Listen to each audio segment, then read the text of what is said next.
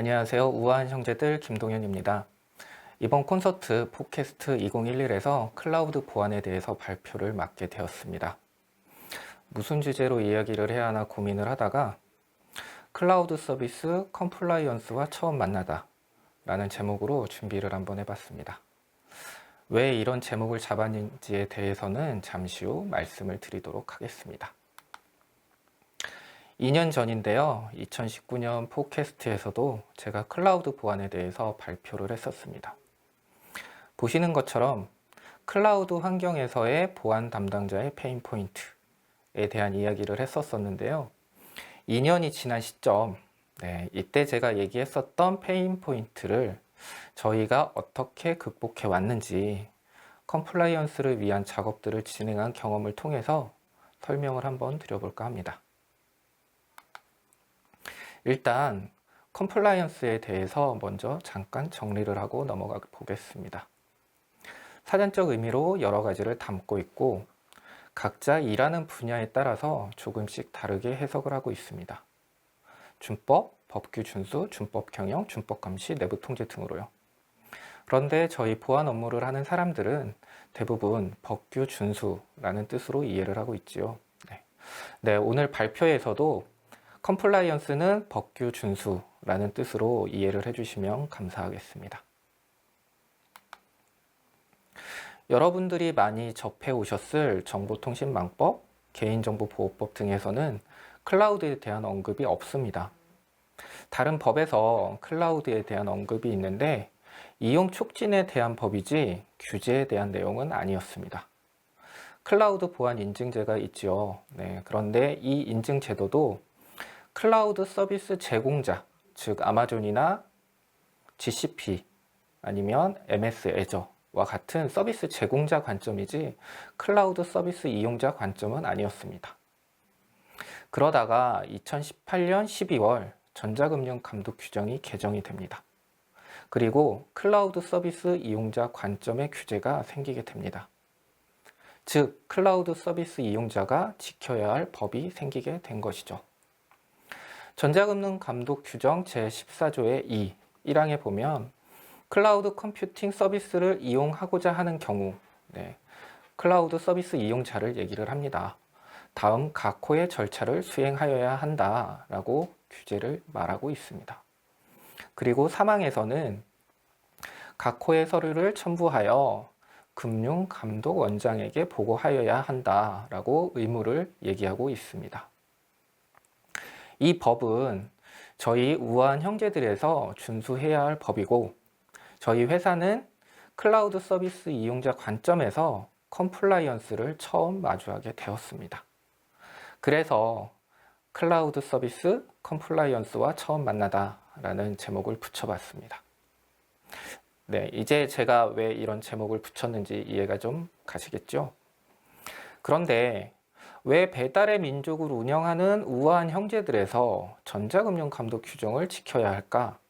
이렇게 생각을 하시는 분들도 있을 것 같아요.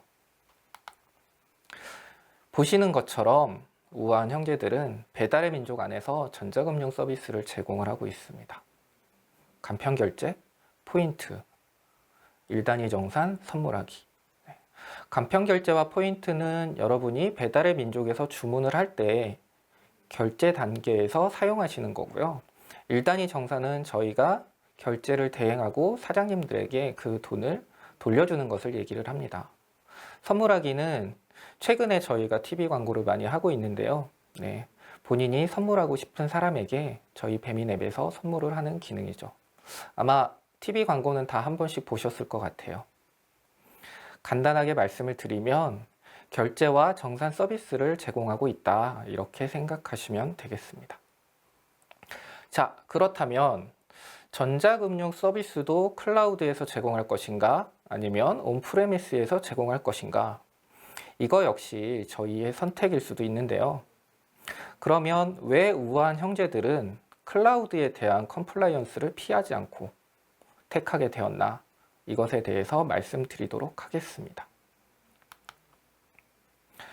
보시는 그래프는 배달의 민족 서비스의 일일 트래픽 추이를 나타낸 그래프입니다. 두드러지는 특징이 저 두 화살표를 보시면 될 텐데요. 점심과 저녁 때 굉장히 많은 트래픽을 발생시키고 있습니다. 그 외에는 잘 없습니다. 심지어 3시에서 8시 사이에는 트래픽이 거의 발생하지 않습니다. 이러한 트래픽 특성 때문에 저희는 클라우드로의 마이그레이션을 굉장히 빠르게 선택해서 진행했었습니다. 트래픽 변화를 대응하기에 적절한 환경이 클라우드였기 때문이죠. 저희는 장애가 나면 안 됩니다.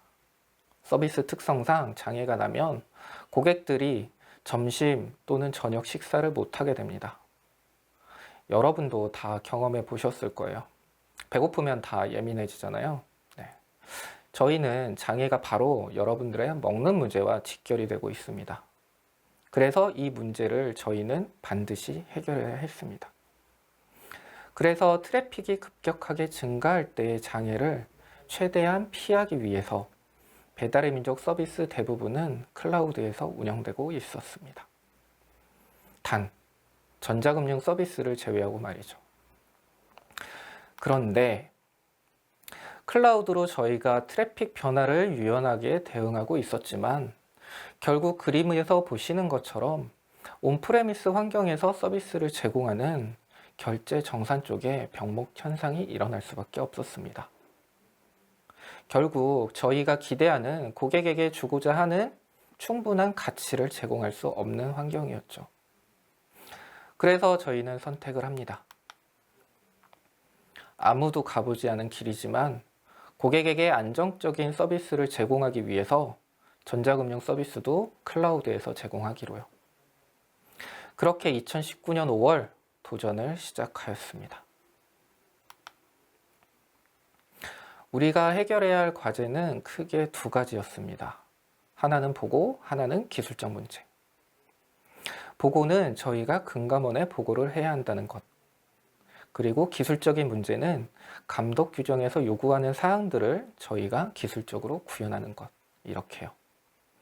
보고는 아까 말씀드렸다시피 감독 규정 내에 금융감독 원장에게 반드시 보고를 하도록 하고 있습니다. 의무사항인 거죠. 그래서 저희는 반드시 해야 했습니다. 먼저 보고에 대해서 말씀드리겠습니다. 보고를 준비를 하는 데 있어서의 가장 큰 어려움은 두 가지였어요. 준비해야 할 문서가 많아도 너무 많다. 그리고 또 하나는 그 문서를 준비해야 되는데 레퍼런스가 전혀 없다. 네. 아무도 한 적이 없으니까 레퍼런스가 없겠죠. 그런데 레퍼런스 없는 거는 둘째치고 심지어 예제도 없었습니다. 막막하죠. 저 멀리 저희가 가야 할 목적지는 보이는데 그 목적지로 가기 위한 길이 전혀 없는 느낌. 네. 저희가 시작할 때 딱 그랬습니다. 정말 막막했죠. 그래도 어떡합니까? 길이 없으면 만들어 가야겠죠. 네. 그래서 나름 보고를 위한 제출 서류를 추려봤습니다. 금감원 보고 제출 서류를요. 아까 말씀드렸던 것처럼 레퍼런스는 없었습니다. 그래서 일단 타이틀을 뽑아봤습니다. 감독 규정 내에 언급한 서류 타이틀도 있고요. 저희가 자체로 필요하다고 생각한 것들도 있습니다. 그렇게 서류들을 목록하였습니다. 그래서 지금 보시는 세보시면 아실 텐데 아마 약 18개 정도? 그 정도의 서류가 목록으로 추려졌습니다. 그리고 들여다보죠. 일단 저희 보안팀에서 준비할 수 있는 것들을 하나씩 제외해 나갔습니다. 솔직히 저희가 다 할 수 있을지 없을지는 몰랐지만 일단 저희가 할 수 있을 거라고 생각되는 것들은 다 제외를 해봤습니다. 그리고 남은 것들을 추렸습니다. 그리고 이제 이렇게 외쳤습니다. 일단 모여. 그래서 보안, 법무, AWS 코리아의 담당자들이 모였습니다. 지금 보시는 다음의 서류들은 AWS와 만들어야 하거나 AWS에서 제공해줘야 하는 문서들이었습니다. 물론 AWS도 경험이 없었습니다. 감독 규정에 대한 내용 파악도 아직은 부족했고요. 본인들이 가지고 있는 문서들이 금감원의 인정을 받을 수 있는지 아니면 없는지 그거조차 확인이 되지 않은 상태였습니다. 그리고 계약과 관련된 사항이고 대부분 영어로 된 문서들은 법적 효력이 필요한 문서들이었습니다. 그래서 법무팀이 같이 참여하여 진행했고요. 물론 AWS에서도 법무 담당자가 함께 진행하였습니다. 저희 AWS 코리아 그리고 AWS 미국 본사 이렇게 3자 간에 어려운 커뮤니케이션이 시작되었습니다. 그리고 거의 1년 가까이 문서 작업을 진행하였습니다. 당시에는 AWS를 사용하는 계약이 AWS 미국 본사와 계약을 맺는 것이었습니다. 아마 예전에 사용하셨던 분들은 다 경험이 있으실 텐데요. AWS를 사용하기 위해서는 그냥 AWS 사이트에 들어가서 계정을 생성하고 거기에 있는 이용 약관을 동의를 하고 그냥 바로 사용이 가능한 구조였죠. 그래서 저희는 이렇게 준비를 합니다. 위탁 계약서는 일단 서류로 만들어서 제공을 해야 하기 때문에 AWS 사이트에 있는 문서를 별도의 계약서로 만들어 달라고 요청을 했고요. 그 서류들을 가져다가 양자 간에 직접 서명을 진행하였습니다. 물론 영문으로 되어 있던 문서였기 때문에 한국어 번역본과 이에 대한 영문과 한국어판이 동일하다라는 공증 문서까지 같이 포함하여 준비하였습니다. 만약 지금 준비를 하시는 분들이 계시다면 이제는 AWS 코리아와 계약을 하시면 됩니다. 작년 말에 AWS 한국 서비스에 대한 계약 주체가 AWS 미국 본사에서 AWS 코리아로 변경되었기 때문입니다. 이 점은 참고하시면 좋을 것 같습니다. 기술적 구현에 대한 문제는 일단 크게 3가지로 정리해 봤습니다. 접근 및 권한 관리, 안정적인 인프라 운영, 그리고 클라우드 보안 강화 이렇게요.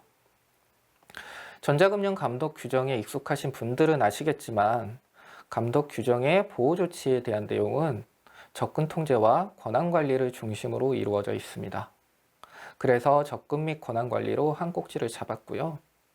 아까 말씀드렸던 것처럼 저희는 장애가 굉장히 중요합니다. 그래서 안정적인 인프라도 중요하게 챙겨야 했고요. 그리고 클라우드 보안 강화, 이건 당연히 필요한 사항이었죠. 그래서 또 외칩니다. 일단 모여. 이번에는 보시는 문서들의 내용을 구현하고 또는 채우기 위한 부서들이 모였습니다. 보안, 인프라, 개발. 다 모여보니 10여 명이 되더라고요. 이 사람들을 대상으로 이 문서들의 내용을 다 설명을 해줬습니다. 그리고 이 문서들의 내용을 만족시키기 위한 아키텍처를 그려봤습니다. 그리고 검토하고 수정하고 검토하고 이 과정을 수차례 반복했습니다. 우리가 설계한 아키텍처가 감독 규정에서 요구하는 요구사항들을 다 만족시킬 수 있는지, 또 구현이 가능한지, 또 운영상의 어려움은 없는지 이 과정을 반복적으로 검토했습니다. 그리고 최종 버전의 아키텍처를 확정했습니다. 아키텍처를 확정하고 나니 이제 남은 것은 구현이었습니다. 이제 보안 인프라 개발이 하나씩 만들어가기 시작합니다. 먼저 말씀드리면 이 기술적 구현은 저희 회사의 특징을 고려하여 선택한 것이므로 여러분들은 참고만 하시고 여러분들 회사의 특징에 맞게 구현하시면 되겠습니다. 접근 및 권한 관리는 다음과 같이 결정했습니다. AWS 어카운트는 분리한다. 그리고 IAM을 새롭게 정의한다. 이렇게요. AWS 어카운트 분리는 간단하게 설명을 드리자면 아까 말씀드렸던 것처럼 저희는 이미 몇 년 전부터 AWS를 사용하고 있었습니다. 그래서 기존에 사용하고 있던 어카운트들이 있었고요. 하지만 전자금융 서비스를 기존에 사용하던 어카운트에 올리는 것보다는 별도의 어카운트에 구현을 하는 게 더 좋겠다라는 판단을 하였고요. 그래서 오른쪽에 보시는 것처럼 별도의 어카운트로 분리를 해냈습니다. 그리고 IAM을 새롭게 정의를 하였고요. 아마 사용자 권한에 대한 관리를 하기 위해서 최소한의 원칙에 따라 부여할 수 있도록 IAM을 정리를 했는데요. 아마 전자금융 감독 규정을 조금 익숙하신 분이라면 생각을 해보실 수도 있을 것 같습니다. 감독 규정 내에서는 개발자, 운영자, 보안 운영자 이렇게 직무별로 권한을 나눠서 통제하도록 얘기를 하고 있죠. 그래서 저희도 한번 나눠봤습니다. 왼쪽 그림에 보이시는 것처럼 A그룹, B그룹 이런 식으로 별도의 직무에 따른 권한 그룹을 만들었고요. 각 그룹에 따라 AWS 안에서 사용할 수 있는 리소스, 그리고 그 리소스를 어떤 권한으로 사용할 수 있는지 이것들을 하나하나 정리를 새롭게 했습니다. 그리고 이런 것들은 키클락과 AD로 구현을 했습니다. 예를 들면 만약에 핀테크 A 서비스의 A 그룹에 속하는 사람이 있다면 그 사용자는 어카운트 A 서비스에만 접근이 가능합니다.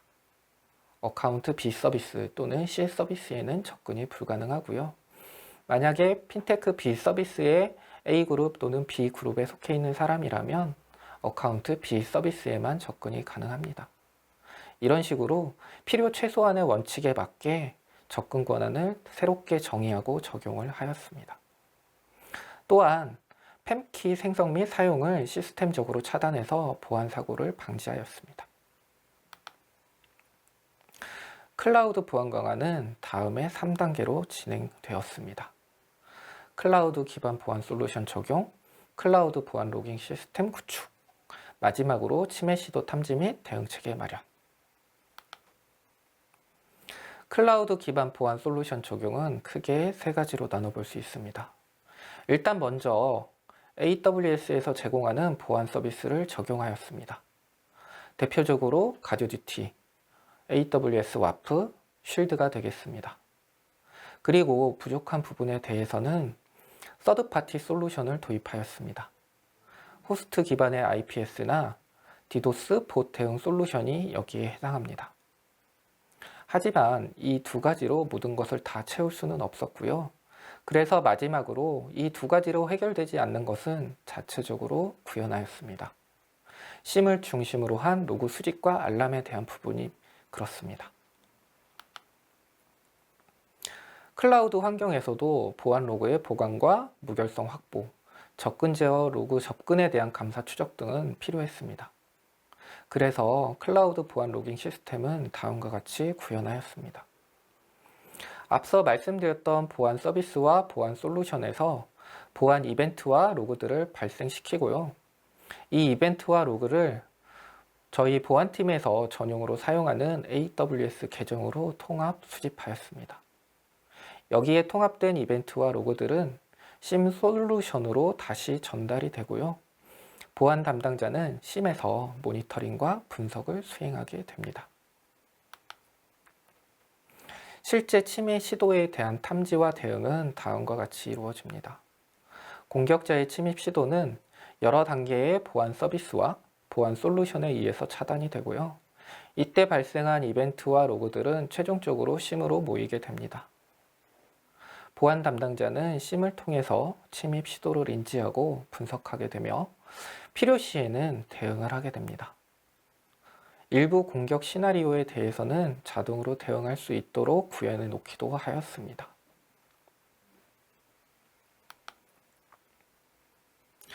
전체적으로 진행되었던 타임라인은 아래와 같습니다. 앞서 말씀드렸던 것처럼 2019년 5월에 시작을 했고요. 2020년 4월에 최초 보고가 완료되었습니다. 저희가 다양한 전자금융 서비스를 제공하고 있었지만 최초 보고는 규모가 가장 작은 포인트 서비스로만 진행을 했었습니다. 레퍼런스가 없었기 때문에 시행착오에 의한 수고를 덜기 위해서 이렇게 하나만 잡아서 진행하는 것으로 선택을 했습니다. 결국 2020년 4월에 최초 보고가 완료가 되면서 드디어 레퍼런스가 생겼습니다. 저희 회사 내부에요. 레퍼런스가 생기고 나니 나머지 전자금융 서비스를 보고하는 데는 별다른 어려움이 없었습니다. 참고해서 하면 됐으니까요. 그래서 나머지 서비스들도 2020년 9월 보고를 완료하게 됩니다. 이제 저희는 클라우드에서 전자금융 서비스를 제공할 수 있게 되었습니다. 그래서 마이그레이션을 준비합니다. 다시 한번 말씀드리지만 저희는 장애가 굉장히 중요합니다. 마이그레이션 과정에서도 절대 장애가 나면 안 되었습니다. 그래서 마이그레이션 시나리오를 만들고 검토하고 검증하고 테스트하고 훈련하고 장애를 예방하기 위한 모든 노력을 기울였습니다. 그리고 마침내 2020년 12월 클라우드에서 모든 전자금융 서비스를 제공하게 되었습니다. 물론 결제와 정산, 선물하기 같은 중요하고 거대한 서비스를 옮겼음에도 불구하고 작은 장애도 발생하지 않았습니다. 이 보고 준비 과정에서 한 가지 드리고 싶은 말씀은 금감원과 의견을 충분히 나누시라는 겁니다. 저희가 준비할 때는 저희도 처음, 금감원도 처음이었고요. 그래서 정말 많은 의견을 나눴습니다. 저희가 금감원에 뭔가 질의를 하더라도 금감원도 처음이었기 때문에 명확한 가이드를 처음에는 줄 수 없었습니다. 그래서 저희가 먼저 서류를 준비하고 금감원으로 보내고 금감원의 피드백을 받고 피드백을 다시 저희 서류에 적용을 하고 그리고 또 다시 보내고 금감원의 검토 의견을 받고 다시 또 수정하고 다시 보내고 이렇게 준비 서류를 계속 보강해 나갔습니다. 그러다 보니 최종 문서로 보고를 진행할 때에는 금감원의 별다른 이견 없이 마무리되었습니다. 여러분도 만약 클라우드 이용 보고를 지금 준비하고 계신다면 혹은 준비하실 예정이라면 금감원에 연락하는 것을 너무 두려워하지 마시고 충분히 의견을 나누면서 준비하시면 좋을 것 같습니다. 이제 저희가 보고를 완료하였기 때문에 금감원도 레퍼런스가 생겨서 여러분이 지금 질문을 하신다면 아마 저희가 질문을 했을 때와는 다르게 조금은 더 자세한 가이드를 해주실 수 있을 것 같습니다. 이번 고비가 지나면 다음 고비가 온다. 네. 저희 회사 사무실 곳곳에 붙어있는 레터링인데요. 최초 보고를 준비하는 과정이 어쩌면 첫 번째 고비였을 겁니다. 보고가 완료되었다고 고비가 다 끝났을까요? 네. 그렇지는 않은 것 같습니다. 저희가 참 마이그레이션까지 다 마치고 이제 좀 한시름 놓고 있을 딱 그 시점에 갑작스럽게 연락이 옵니다. 아까 말씀드렸던 것처럼 계약 주체가 아마존 미국 본사에서 아마존 코리아로 변경이 됩니다. 저희의 클라우드 서비스 이용에 대한 계약 주체가 바뀌는 거기 때문에 중대한 변경 사항이었고요. 중대한 변경 사항이 있을 때는 반드시 또 금감원에 보고를 진행을 해야 했습니다. 그래서 다시 또 보고 준비를 진행을 합니다. 변경 보고 역시 아무도 해본 적이 없었죠. 이거 역시 저희가 처음이었고요. 네, 어렵게 또 준비를 해서 또 2020년 12월에 변경 보고도 마무리를 합니다. 이렇게 또 두 번째 고비를 넘었습니다. 그러나 2년 전에 말씀드렸던 페인 포인트가 다 없어진 것은 아니고 클라우드 서비스 제공자도 알고 있습니다. 그래서 지금 제공하고 있는 서비스를 개선하기도 하고 새로운 서비스를 내놓기도 합니다. 온프레미스 환경에서는 한번 아키텍처를 구축하고 나면 큰 변화 없이 몇 년을 유지를 합니다. 그리고 변화를 할 때 아마 차세대 프로젝트라는 이름으로 대대적인 변화를 하곤 하죠. 그러나 클라우드에서는 그렇지 않습니다. 기존 서비스가 개선되거나 새로운 서비스가 나올 때마다 저희는 지금 우리의 아키텍처에 적용할 수 있는지 우리에게 도움이 되는지를 검토해야 하고요. 필요하다면 구현해야 합니다. 물론 장애 없이요.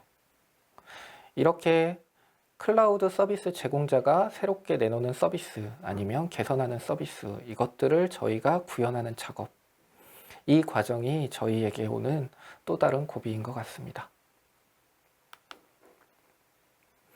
이제 마무리해야 할 시간인데요. 저희 우아한 형제들의 AWS 이용에 대한 경험을 알고 싶으시다면 저희 우아한 형제들 기술 블로그나 우아한 테크 유튜브 채널, 페이스북을 방문해 주시면 되겠습니다. 이 채널들을 통해서 저희의 경험을 꾸준히 공유하고 있으니까 시간 나실 때 혹은 궁금한 게 있을 때 한 번씩 방문해 주시면 감사하겠습니다. 지금까지 짧게나마 컴플라이언스를 위한 작업들을 어떻게 저희가 진행을 했는지 말씀드렸는데요. 조금이라도 여러분께 도움이 되셨으면 좋겠습니다. 네, 이상으로 발표를 마치겠습니다. 들어주셔서 감사합니다.